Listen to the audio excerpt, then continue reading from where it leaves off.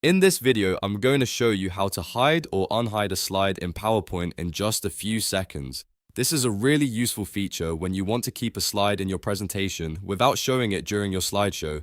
It's perfect for removing extra detail, keeping backup slides, or customizing your presentation for different audiences without deleting anything. If this tutorial helps, make sure to hit the like button and subscribe for more simple PowerPoint tips and tutorials.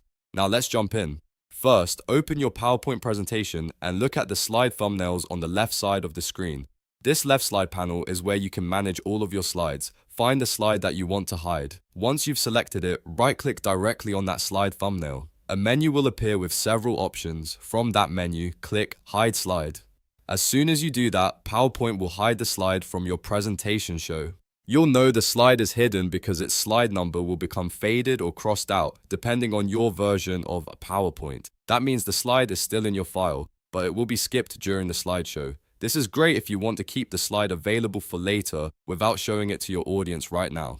Now, if you ever want to unhide that slide, the process is just as easy. Go back to the same hidden slide in the left panel, right-click it again, and then click Hide Slide one more time. This toggles the setting off and makes the slide visible again.